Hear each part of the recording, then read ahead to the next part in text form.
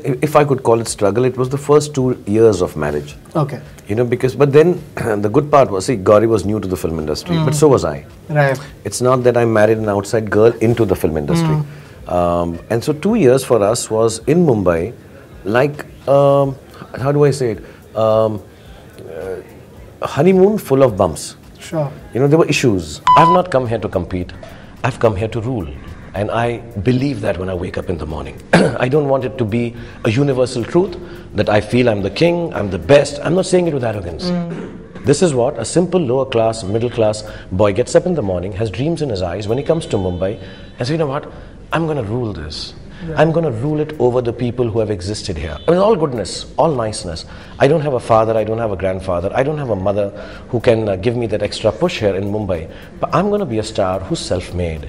You have to behave a little better than you are, yeah.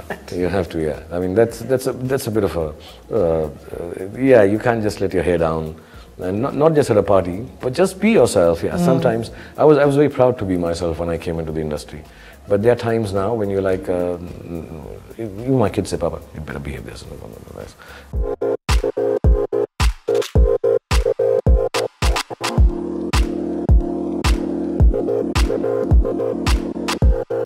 How did Shah Rukh Khan meet Gauri? I saw her at a party, in one of the school parties where the boys sat on one side and the girls sit on the other side, and then you go and when your song plays, the song during those days was Who's Going to Drive You Home Tonight, or Last Christmas I Gave You My Heart. So you waited for that kind of song.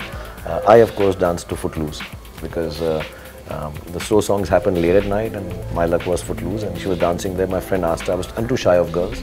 I've never asked a girl anything. And my friend asked her if she would dance with his friend. She agreed, so I met her at a party and saw her for the first time when I started dancing with her. Yeah, in Safdarjung development area in Delhi. And is often repeatedly asked, how does one balance the work life with family? Do you feel like with time you've conquered that? Because it feels certainly on the outside like that's not something you still struggle with. I think only the essence, if I could call it struggle, it was the first 2 years of marriage. Okay. But then the good part was, see, Gauri was new to the film industry, but so was I. Right. It's not that I married an outside girl into the film industry.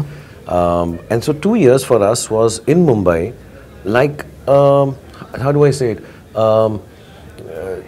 A honeymoon full of bumps. Sure. There were issues.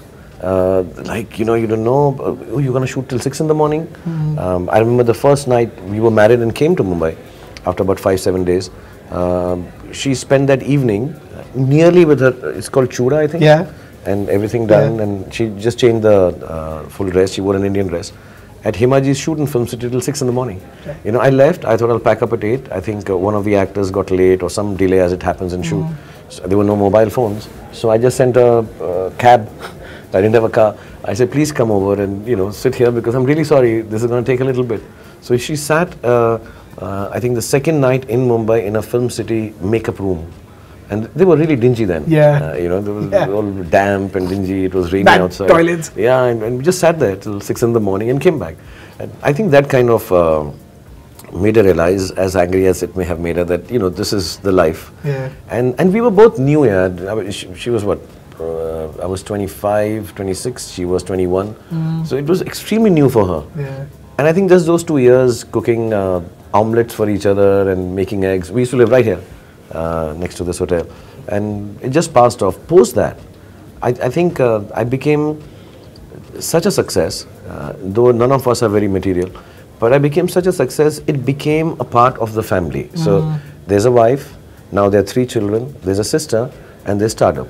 So all of us are now, we all live together. Right. And we take stardom as much as we take each other's success and failure with a lot of love and care, but it's all acceptable now. So say in a 6 family group, we have the 7th one, which kind of is bigger than the other 6. Right. And we kind of just accept it and move on, don't really pay too much attention to the stardom part.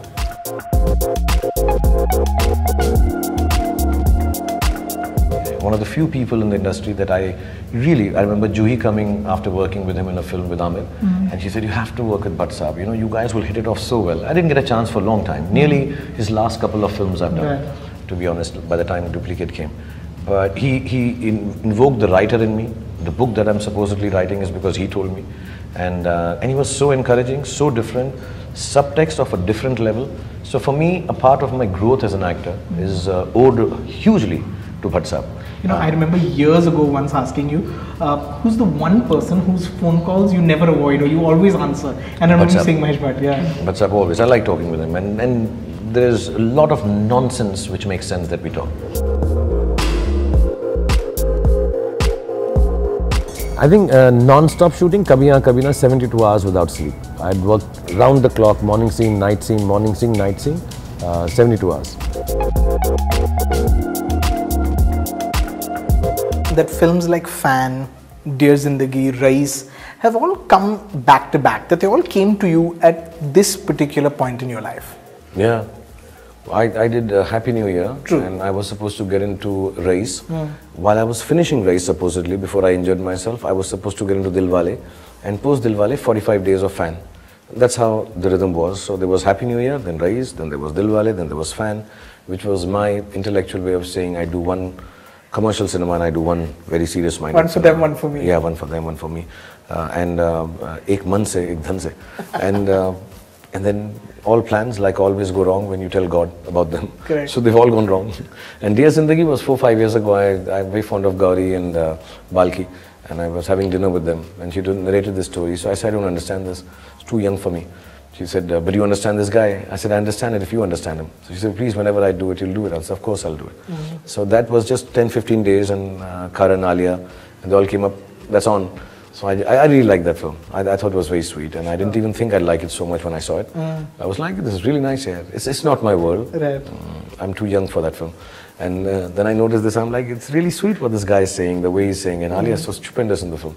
So I was just happy to be part of that. But all this has gone different. So suddenly from an over-the-top commercial filmmaker of Chennai, Happy New Year, Dilwale, I'm this really serious thinking.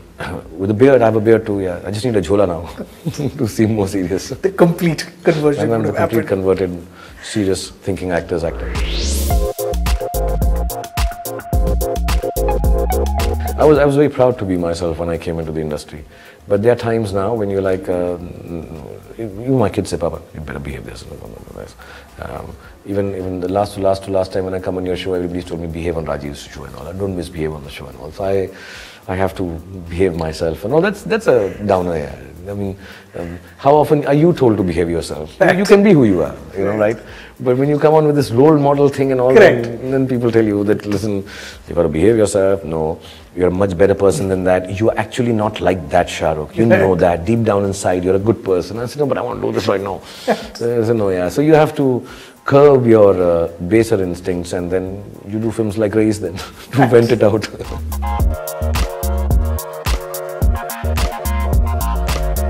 Kabhi Khushi Kabhi Gham is closer to how we are in real life, in terms of characters.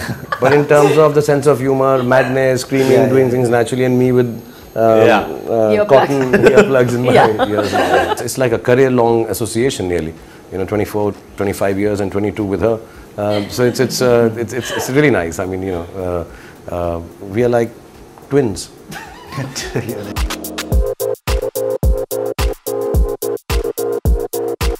I have been brought up by directors and actresses, more than actors, actresses, who have been so kind and gentle with me that I don't know any other way to be on the set. I've never walked onto the set with any feeling of a baggage of superiority or my stardom. I'm here just like I was 25 years ago, and I entered the set and Madhuri was standing there. And she's saying, Chane ke khet mein. And she was so kind to me.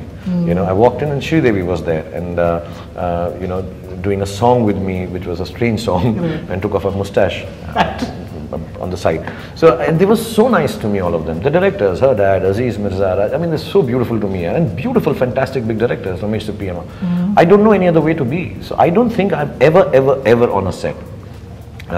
And it comes naturally that I come on a set and make everybody feel easy. From the director, cameraman, and I understand.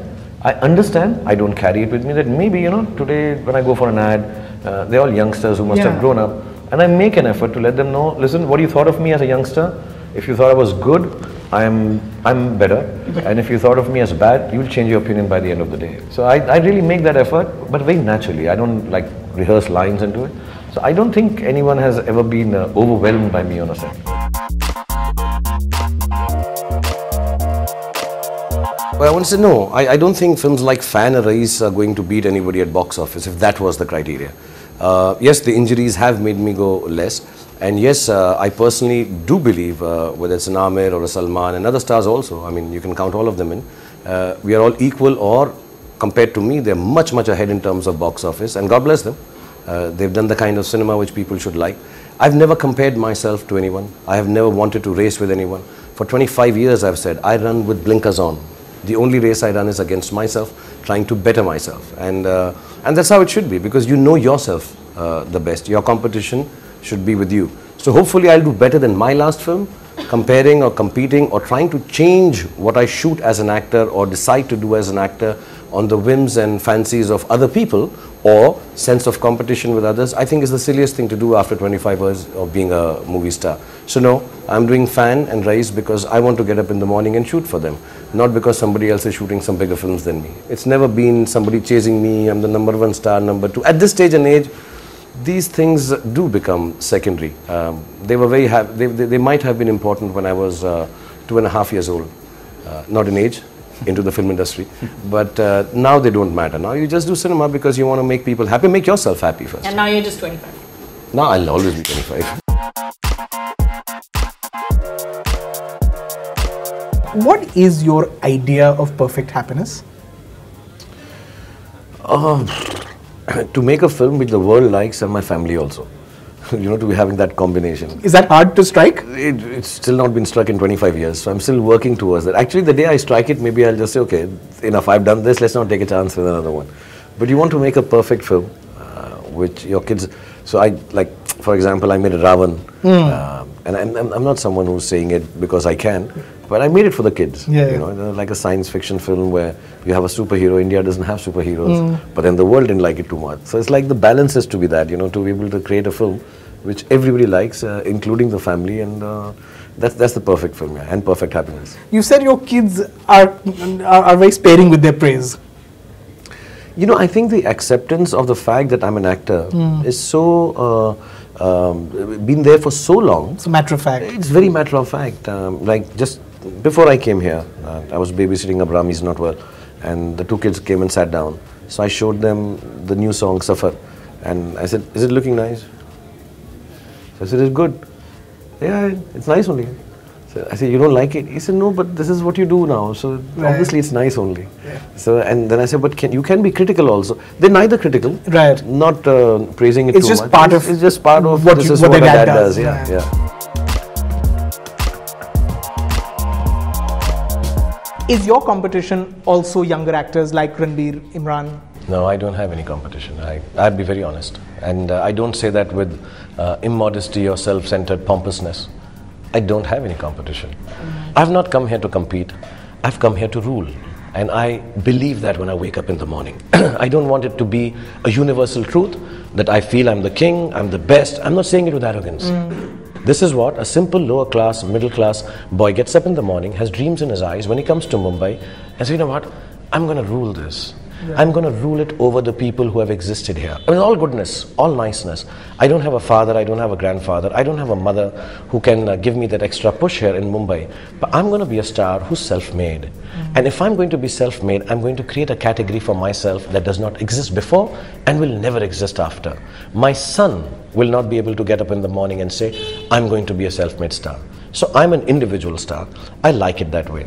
For 20 years, I have either wrongly been compared to greats like Mr. Bachchan, and I feel very embarrassed when I'm done that.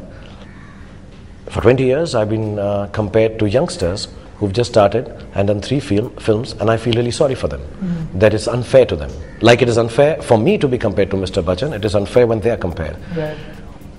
When an actor or an actress turns around and says, I want to beat Shah Rukh Khan, I want to be Shah Rukh Khan, bring it on. That's absolutely all right. Personally, I would say, don't mess with this. Personally, I would tell my son this. I said, don't mess with this. Do your job, be nice, become Aryan Khan, become Suhana Khan, try and be whoever you want to be.